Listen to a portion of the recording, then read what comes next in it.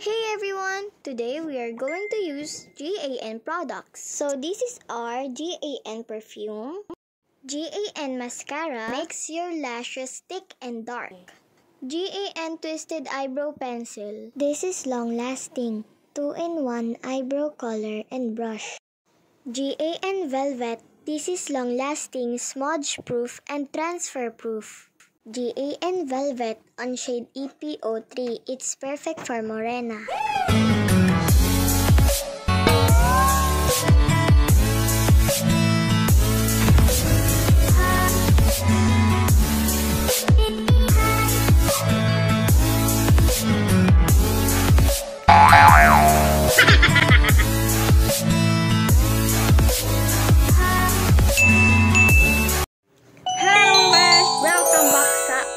Channel. For today's video ay meron tayong panibagong video at video na ating gagawin ay another makeup episode using GAN product. Ito yung ating mga GAN velvet. So bali meron tayong 5 shade dito mga besh. Ayan, gold yung kanilang takip at diba socialin na siya at nakakatuwa kasi ito talaga yung pangarap kong lipstick.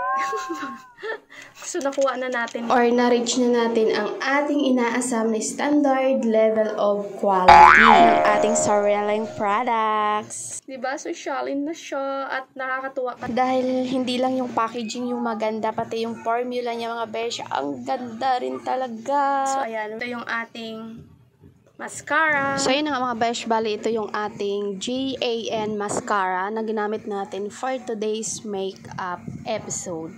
Sobrang nipis lang ang wand at madali siyang gamitin dahil manipis at mahinhin niyang nasusuklay at nakukulayan ating eyelash.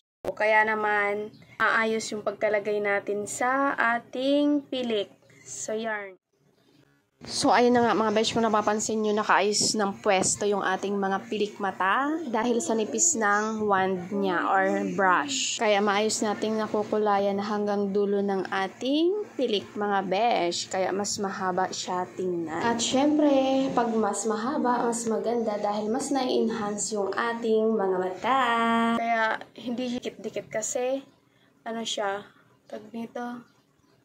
Yung mascara natin ay manipis at ang ganda ng wand. Okay, next. Kung hindi nyo na itatanong mga besh, meron tayong perfume. So, ayan. Ayan, buksan lang natin yan at meron siyang pang spray. Oh, hala, sige besh, maligo ka na, spray mo yan, posh mo na yan. So, ayan, ang babango niyan mga besh at gamit na gamit ng buong pamilya, pati mga anak ko talagang yan ang ginagamit nila guys. Kaysa bibili pa tayo sa malayo. So, kaya lahat ng mga ginagamit natin ay meron natin tayo mga B. Hindi lang natin masyado na promote kasi hindi naman tayo gaano ka-addict na addict sa perfume. Pero yung anak ko, mga adik yung anak ko sa pabango, kaya naman silang higit na nakikinabang sa mga ito. So, ito nga mga besh, inspired by Chanel.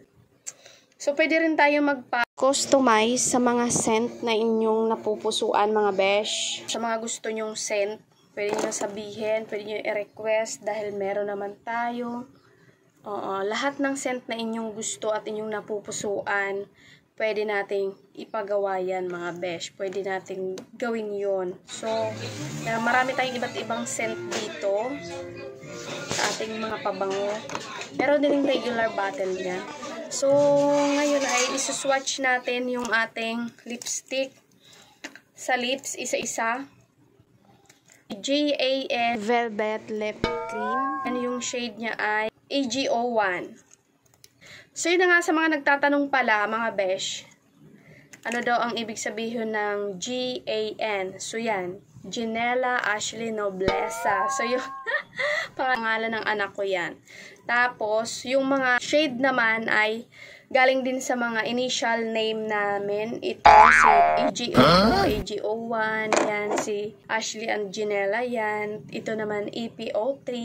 Ito si Edna Padernal. O, diba? Ako yarn. Ako yarn na. Charis. So, yun lang naman kasi mga nagtatanong. So, yun. At dapat kasama yung initial ng short name ko. Kaya lang, may kapangalan ako. So, may kapangalan na tayo na cosmetics din. At hindi pwedeng may kapareho tayong pangalan sa Earth. Or yung ating business. Dapat wala siyang kapangalan, mga B. Kasi kapag gumawa tayo ng permit, so di rin naman tayo mabibigyan kapag may kapareho kong pangalan ka na, besh. Disclaimer lang, correct me if I'm wrong. Kaya, obligado kang papalitan mo naman siya. Ganun.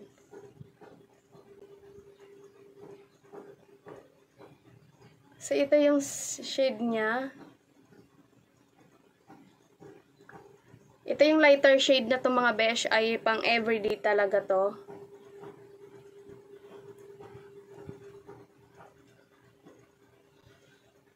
So, yun yung kanyang kulay.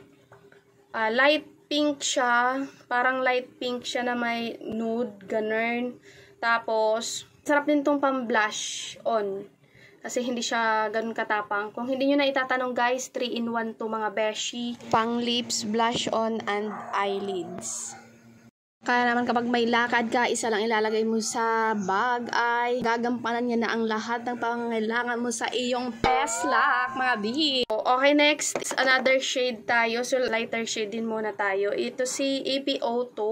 Pwede rin ito siya sa mga morena, mga besh. Ito may pagka-brown siya, nude brown na may pagka-orange. Pero, more on brown siya, mga besh. More on nude brown siya.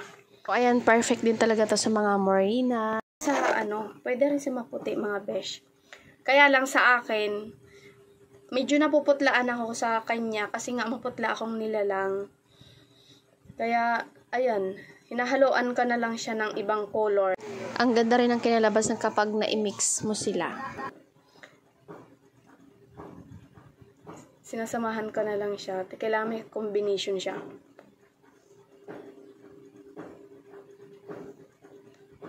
Hindi ko pala nabura, no? Hindi masyado kita. Pero tingnan mo, ang ganda ng combination nila. So, kung hindi nyo na itatanong guys, medyo mahirap talaga to tanggalin. At long lasting kasi siya. Tanggalin na natin. Tingnan mo naman, kahit tinanggal talaga may stain siyang naiiwan.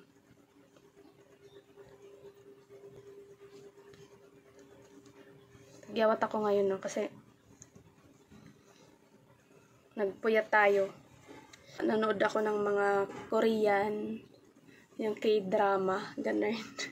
Na-addict tayo, tapos napuyat tayo dyan. Okay, next. So, yun na yan. Natanggal ko na siya, pero may stain talaga siya. So, wala na tayong magagawa dyan, mga besh. Kaya, patungan na lang natin, ha? So, bali ito, si AP02. Ulitin natin. Ipatong natin siya.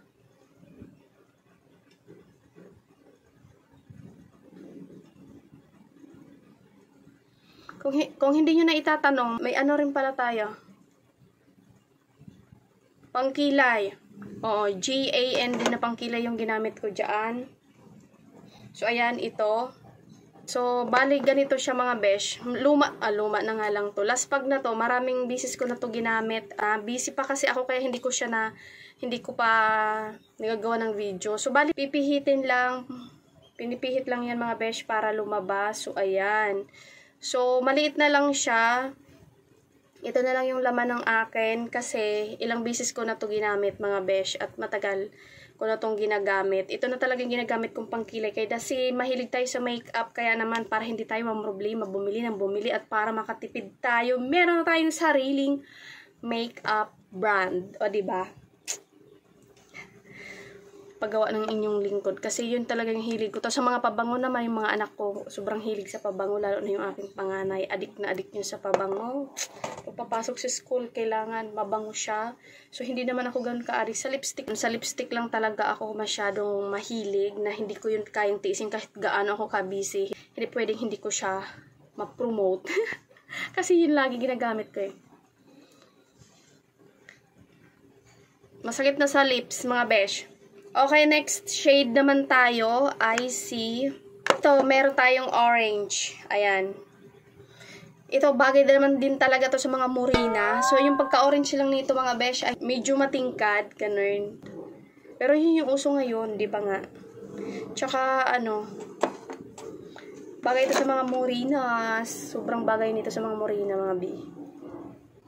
Ayan siya. Ayan yung color niya.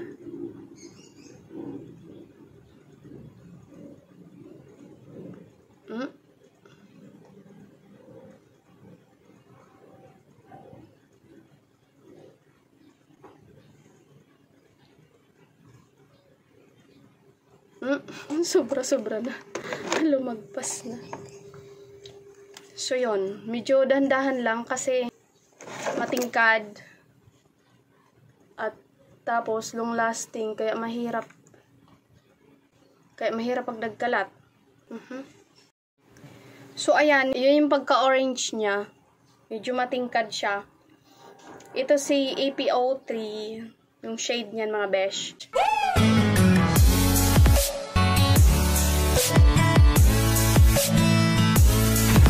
O, diba ang ganda niya? Hindi lang naman siya pang morina, pangkalahatan naman yan, mga B. Kung anong natitipuhan at napupusuan mong kulay. Bagay yan dito sa damit ko. Magpo-photoshoot tayo mamaya. Mamaya costume. So, ayan. Bagay yan dito. Pero excited na ako. Saka na natin i-ano yung isa. Susuotin na natin to para bumagay sa lips natin. So, ayun mga besh, nasuot na natin yung damit. So, bagay siya din. Nag-effort pa.